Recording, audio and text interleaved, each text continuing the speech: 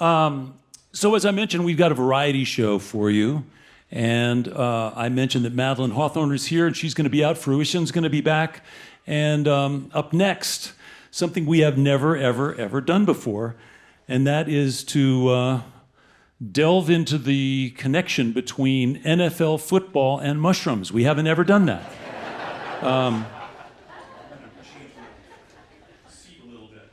I know you think it sounds strange, but the research is solid, the need is real, and the best person to help us learn about this is with us this week.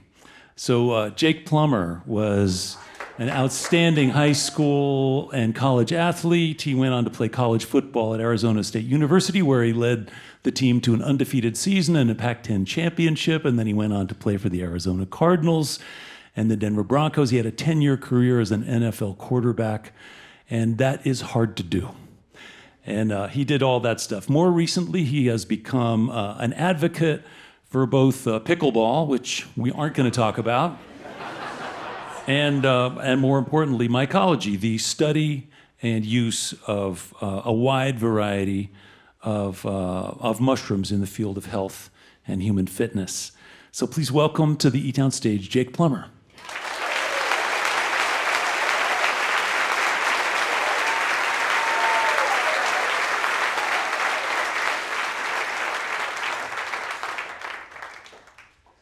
Hello. Welcome. Yeah, this is cool. Thanks for being here. Hey, I just want to do a little bit of background. You grew up in Idaho.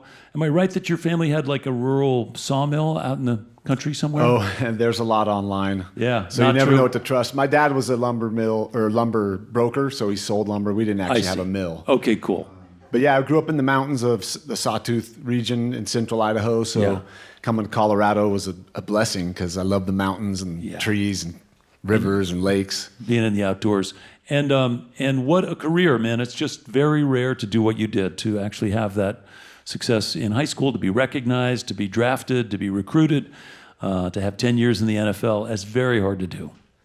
Yeah, as a youngster, I had two older brothers. So had I had sisters, I might have been a dancer or an actor or something else. But they were sports crazy. So everything we did was centered around sports. Yeah. And I loved it. I loved to compete, and it took me to do some really fun things, to meet a lot of great people. And now that I'm at the stage I'm at, to have a voice somewhat to share good and to continue to, evolve and grow as a human. Yeah, it's so cool. And I often wonder about this moment because on a much, much smaller scale, one of our kids ended up being a professional athlete, but in volleyball, and had that moment in her mid-20s when that career was over.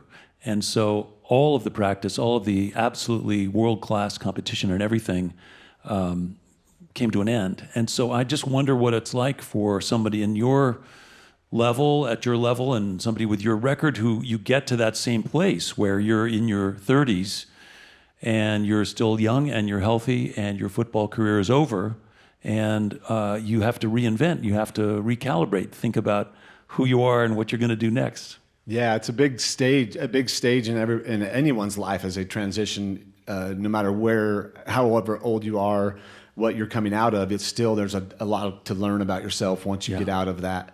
Kind of like, I like to joke around, there's a duality where I was a quarterback on the field, commanding the attention of these big men that are gladiator-esque, big guys that could kill you, but I'm yelling at them and they're listening, to then to then come off of that field and be taking out the trash and balancing checkbooks and doing normal everyday life things. And a lot of guys really are challenged by that, and it's a struggle because we know the importance of the NFL and what we've turned football into in America, and it's hard to step out of that and just become one with who you are, and so it takes some time. Yeah, and I also think there's probably not a lot of training in financial management or human interaction or whatever. It's like you've had people doing your laundry and taking care of everything, and for a lot of guys, there is financial advisors and classes, but no one shows up.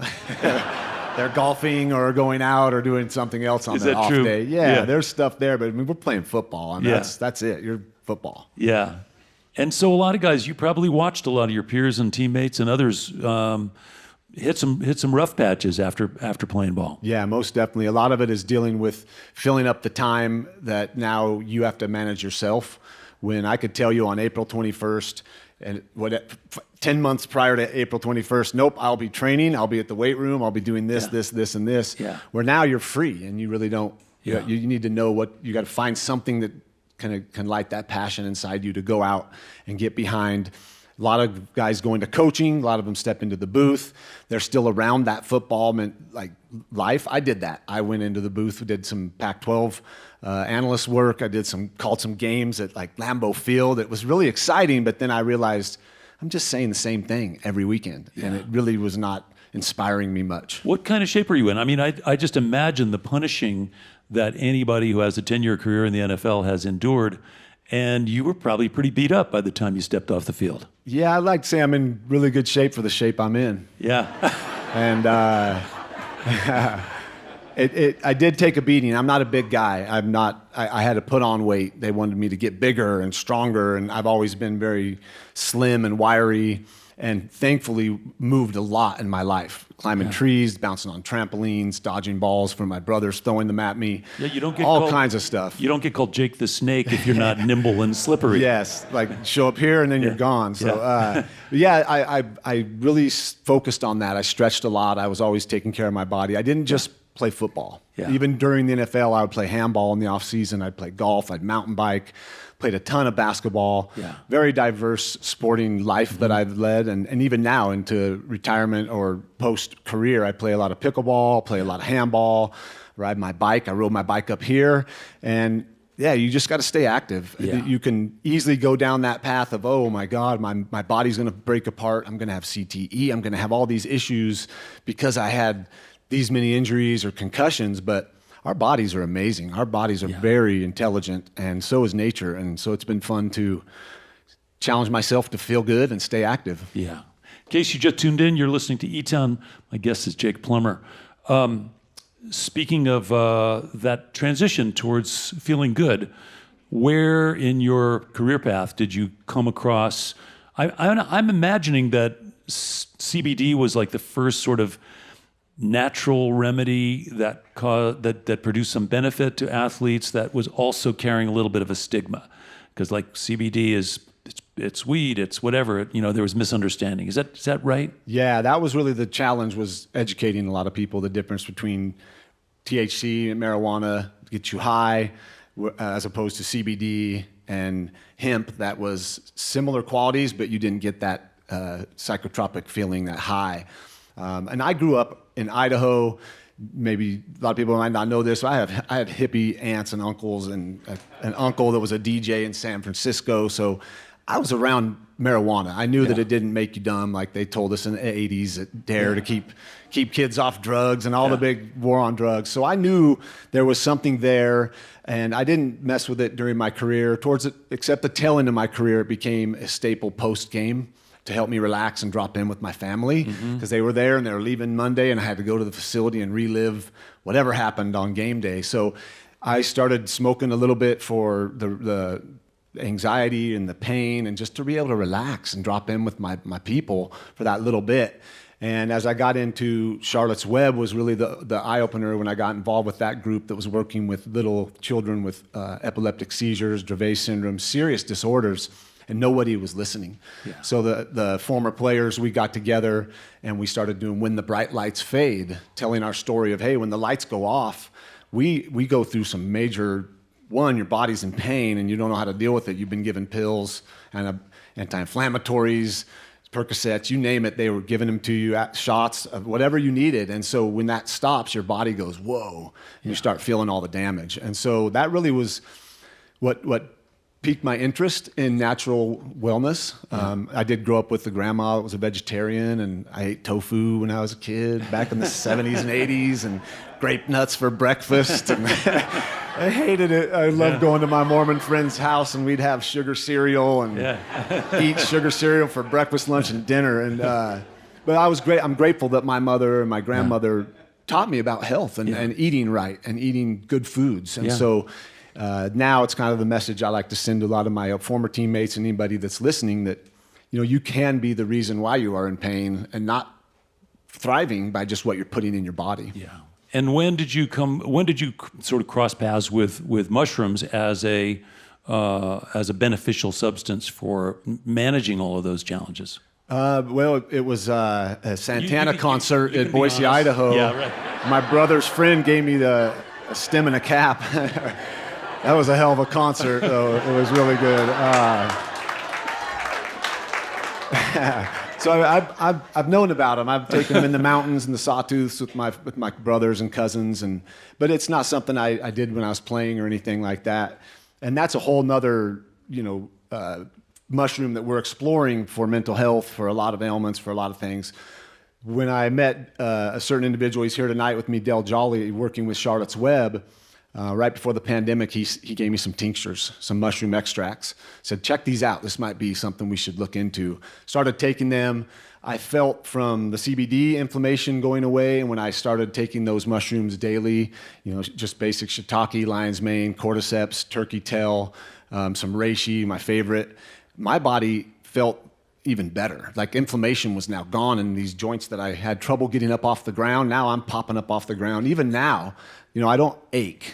And that's really the beauty. I'm sore if I'm active, but I don't ache nonstop. And so that's when we decided to dabble in the functional mushroom category, which is a very wide array of mushrooms that are very good for us. And we're just learning that here in American culture. It's been used in Eastern medicine and Chinese medicine for centuries. Yeah.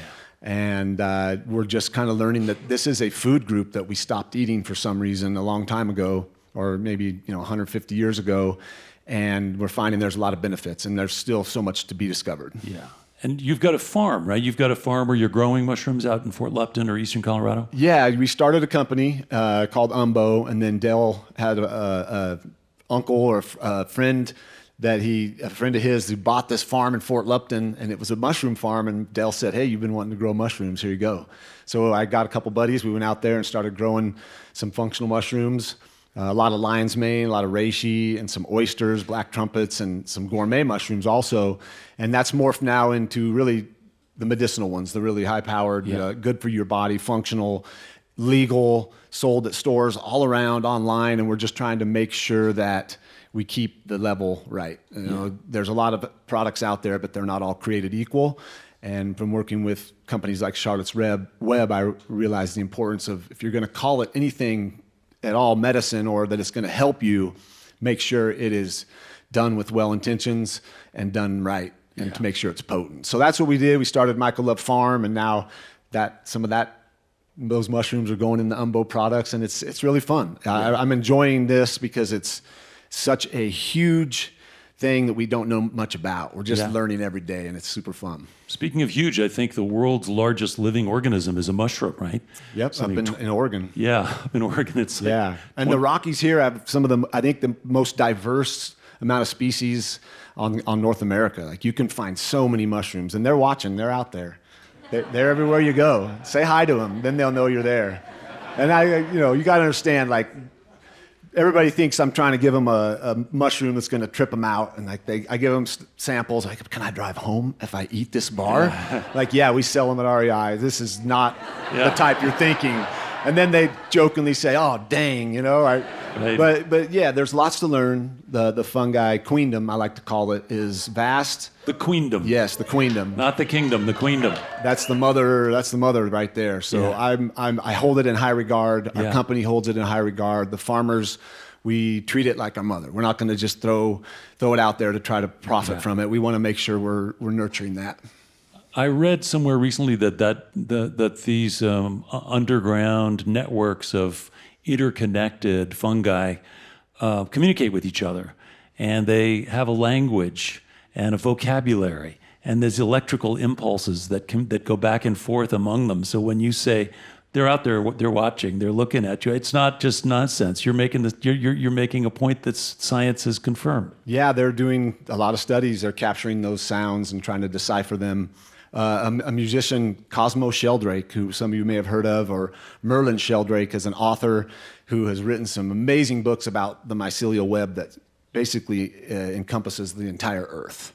So that's why I say hi to that mushroom, because it's going to send it all the way around the entire globe, and every other mushroom will know who you are, and wherever you go, there you are, and there they are, watching you. So, yeah, it really, that's the fun part of this, is that we have yet to discover so much, and every day we're discovering something new that these mushrooms do, and we try to put them in a box, because we all like to put things in a box, and like, this is what this does, but they really do a lot. Yeah, that's cool. I mean, do your teammates think you're just off the rails and kind of, you know, how do they look at you now, your NFL buddies?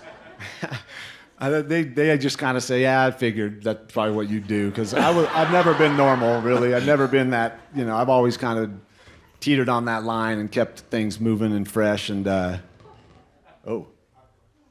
The mushrooms are talking to us, yeah, I think. Maybe that's a little coming from way down in the earth. Yeah. It's fun.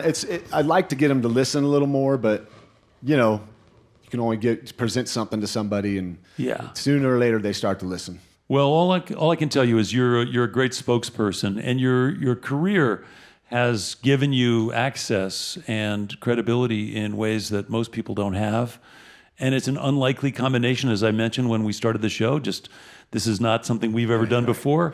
And I really enjoyed getting to know you a little bit and hearing your story. And we'll learn more, because this is new science that's really important and helpful. So I think you have an opportunity to help a lot of people, which is what I can tell is your motivation. Yeah, I mean, it kind of similar to playing ball. I knew what my role was, but there are a lot of people out there, the really smart scientists and chemists and people that are doing some amazing things and discovering and naming new species every day, you know, finding a new mushroom. And then the challenge is to get those, to see what they can do for us, as we learn some mushrooms that were, they're deadly, don't eat them. But now Amanita, people are using them for some benefits. And it's not anything to play with. These are serious organisms that you need to read up on and get knowledgeable before you jump into them. And yeah, it's fun. Well, congratulations on so many fronts, but including finding a new passion, because again, that transition is tough, and you've done it really well. Yeah, well, thank you, Nick. It's great to be here, and a great place. Thanks for having me Jake tonight. Plummer, thanks so much for being at eTown. Awesome. Peace, love, and mushrooms.